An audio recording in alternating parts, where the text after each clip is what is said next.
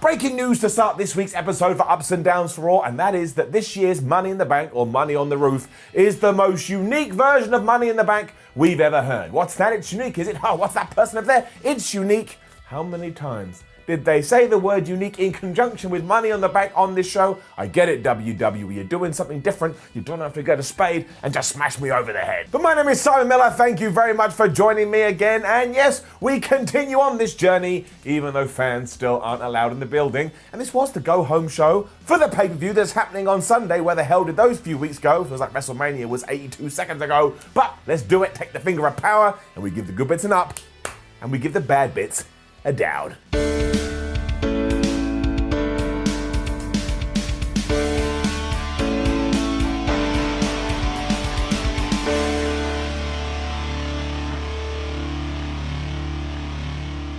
The VIP Lounge was back to start Raw, so straight away it's the most sensible version of a WWE chat show we've ever had, because it's actually episodic, so you know when to tune in. I mean, that's the idea of the chat show. MVP was also hosting Nia Jax, Shayna Baszler, and Asuka, and WWE allowed each of them to have their entrances. It took about 72 years. Look, if you haven't got any crowd, just have them in the ring or do it really quick. After a while, I was like, man, we got to get on with this. Like Stone Cold Steve Austin in the Rumble. As ever, Asuka was brilliant because she's just so crazy and she's so entertaining. Although I do have to question MVP's interviewing technique, because he went to Nia Jax, "So Nia, you are the most dominating person in this match. How will you dominate?" And Nia went, "Haven't you seen me recently? I've been dominating. So when I get in the Money in the Bank match, I will dominate. And by the end, I will have dominated." What is it with WWE and these damn buzzwords? Shayna was then weird for a second because she kind of turned into Sherlock Holmes. After saying that she was going to let her actions do the talking, she turned to Asuka and went, "Isn't that right, Asuka?" I mean, she may as well had a monocle and a pipe and gone, "Well, Watson." For about 20 seconds it was so bizarre, but thankfully this was actually leading to a big twist. And what has happened is that Shayna Baszler and Asuka clearly had a conversation off screen when they were like, "Look, Nia Jax is really dominating, so why don't we team up and kick her ass?" And that's what they did here. They had this moment when they stared at each other, they looked at Jax, and then they did whoop her behind. I mean, I've no idea who I'm meant to root for here, because all three of these people I think are meant to be the bad guy, but it did make me more interested in Money in the Roof, because now I go, oh, I guess we're going to get some cool alliances, which of course will be broken before we get to the ring, which of course is on the roof. It was still long and awkward, don't get me wrong, but I was so impressed and so satisfied with that twist. It actually got me through it all right. It's gonna get it up. It was then time for our Gauntlet match to see who was gonna replace Apollo Crews in the Money on the Roof 2020 match, and this was absolutely hilarious. Bobby Lashley was out first, and guess who his first opponent was? That's right, it was Titus O'Neil, and guess what happened? He got absolutely destroyed. Number 2 was Tozawa, and what do you think happened? That's right, he got absolutely destroyed. And the third person out was Shelton Benjamin. This one hurt the most because I love Shelton Benjamin. I can't believe WWE don't do anything with him, but yes, of course, he walked into Bobby Lashley and he got destroyed. Bob took about 32 seconds to do all of this. I wouldn't have minded so much if it was actually going to lead somewhere, but what a fool I was for thinking that, because by the time Humberto Carrillo was taken on Bobby Lashley got disqualified because he touched the referee. Think of some of the things we've seen done to WWE officials over the years, but because Bobby Lashley turned around and touched the referee, he was kicked out. He was DQ'd, and that was that. So he went on this whole roller coaster ride, just slam right into the wall. It did mean that the next round was Angel Garza versus Carrillo, and this is when the Gauntlet match kind of got serious, because they had a great little match, as Humberto did, when he also fought Austin Theory. But my word, he must have been on something today, because not once but twice he used the most devastating move in all of sports entertainment, the surprise roll-up, to get rid of both of these guys. I mean, why is no one studying WWE tapes? You've got to work on your glutes, you've got to work on your ass, so you are able to kick out of this most surprising move in sport, whatever the hell I call it. You've got to be able to kick out of it. There's my chart, I don't know, just put it up to 27. It's like Goldberg Street now, it just never ends. But then you were like, wait a minute, I just saw Bobby Lashley wreck half the roster, which WWE needs right now because they can't get everyone there, and now he's out too. I also do not understand the Bobby Lashley narrative. He was flipping tires a couple of weeks ago, and did he flip anyone in the ring here? Did he flip himself? No, and then there was a picture-in-picture thing where he's falling out with Lana again, who he'd also told beforehand you weren't allowed to come to the ring, love.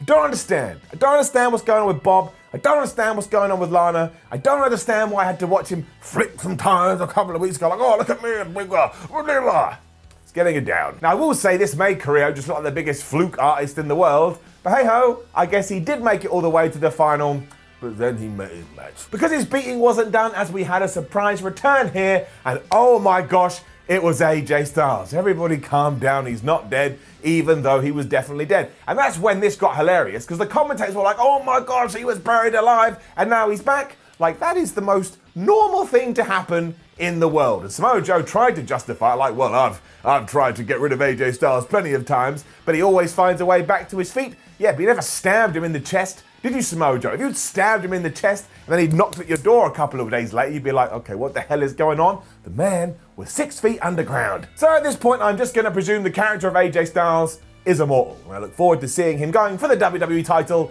in the year 4691. Well, that's not true. I won't be here. I will be dead. However, my great-great-great-great-grandson, he can do it. Baldo Miller. I did enjoy this though, even if it is because I'm slightly biased towards AJ. But look, he locked in the calf crusher, Humberto Carrillo tapped out, and really out of everybody in this, I would have picked AJ Styles to be in Money on the Roof. I think he'll be funny in it, I think he'll be entertaining, and also, he said the funniest thing ever as soon as this was done. Because he grabbed a microphone and did admit that he was buried alive, but followed it up by saying, so what? Great point, AJ. I mean, how do you respond to that? I was buried alive, so what are you going to do about it? I guess nothing. And to be fair, he's the only one that has been buried alive. I don't have any experience of it, so maybe if you do, you can get out. He also went on to say that he is going to throw Aleister Black and Rey Mysterio off the top of the roof, so you can expect murder coming round the corner. Either way, just get it up. We then started a top 10 countdown about the best ever Money in the Bank cash-ins, and that was kind of fun. And then Seth Rollins was out for a promo. Down. And I like this new version of Rollins, I really, really do, but one, he wasn't in his suit here, and he looks better in his suit, he's in that weird fur coat thing, but also, he just said exactly the same as what he said last week. Like, it was almost a carbon copy. Drew's not a leader. I'm a leader. I've got to lead. Who's a leader? Are you a leader? Someone come and lead. There was a slight twist in the sense he was happy for his buddy Murphy, see what I did there, to take on Drew McIntyre later. There's also some depth here because he was like, look, I don't want to beat Drew McIntyre for the title for me. I want to beat Drew McIntyre for the title before the fans turn him into the villain, which is what they did with Seth. Focus on that bit and not this leading nonsense. I just felt like it needed a little bit of extra pep. It was kind of low-key, which ain't what you want when you're talking about your WWE title match happening on Sunday. We also had MVP hyping up Brandon Vink and Shane Thorne for their match against Ricochet and Cedric Alexander, and the way they spoke to each other and the way it was shot was very much like a cutscene in the WWE 2K games. Like MVP kind of just like flew into shot and he's like, oh guys, you've got to win, and the Australian's like, yeah mate, we're gonna do real good. It was just so out of nowhere, as was the announcement that next week on Raw, we're getting Edge versus Randy Orton. My initial gut reaction was like, no, you've got to wait for the fans to come back. So I turned into Kermit the Frog, then realized we may not get fans back for years, probably at the same time that AJ Styles is winning the WWE title in the 5000th century. You can look forward to that. And I tell you what though, I really like Don't Call Him Buddy Murphy's new character, and we should be giving him more time to speak because he was cutting a backstage promo here. And there was this really cool idea that Seth Rollins is happy for one day Buddy Murphy to rise even above him because that's just how the pecking order works. Again, there is definitely stuff to hold on to with this Seth Rollins and Buddy Murphy and this whole whatever you want to call it group going on. I kind of feel like we're circumnavigating around it. Anyway, he will beat Drew McIntyre later. No, he won't, but I like it. Up. Right, then our boys, Brandon Vink and Shane Thorne, were out to take on Cedric Alexander and Ricochet, and I'm kind of torn.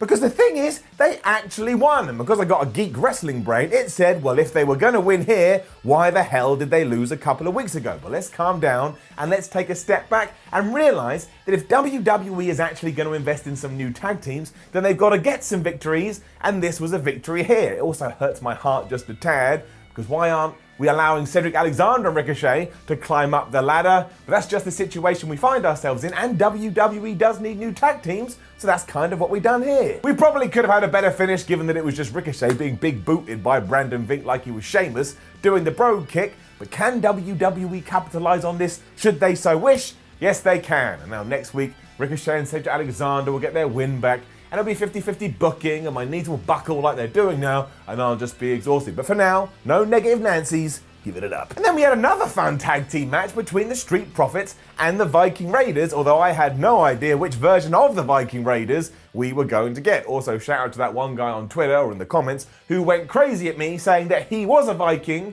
and that I'd insulted his people by saying they used to pillage and raid towns. I mean, one, they did, and two, that's the Viking Raiders' whole shtick. They even say in interviews, we're gonna come and pillage and raid your town. This was really fun though.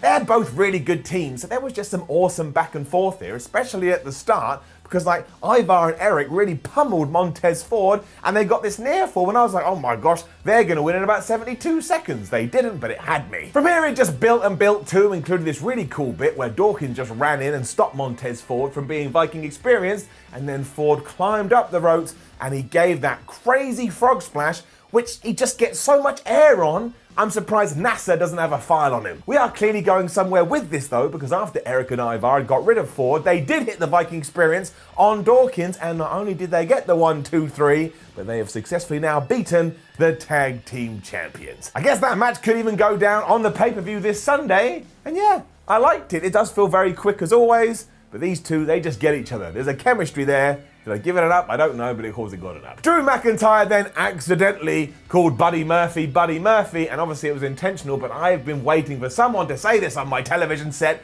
ever since it's happened. And Drew's whole point was, look, he's a confused man, he doesn't know what he's doing, and later on, I am going to kill him.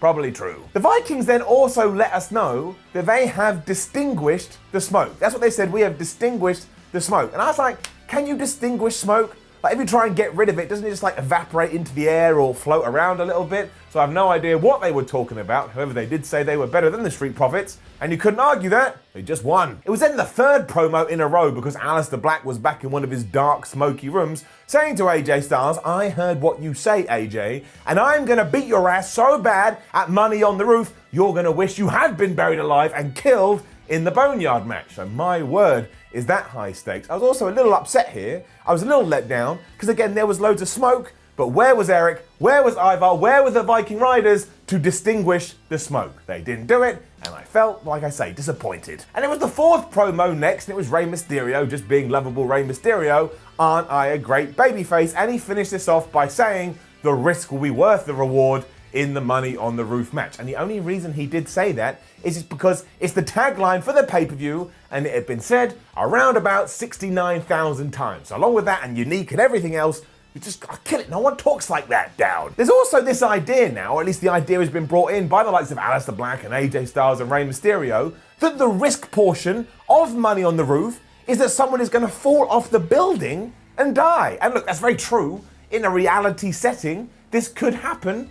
But my word, is that something to bring in. Also, if we're talking about risk versus reward, you've gone the wrong way. You've gone the wrong way. Get Money in the Bank, Money on the Roof, whatever, or die. That's your risk reward. If the risk is die, don't do it, especially in WWE, where Rey Mysterio, for example, can just walk up to Drew McIntyre and go, Drew, can I have a title shot? And Drew will go, yes, you can.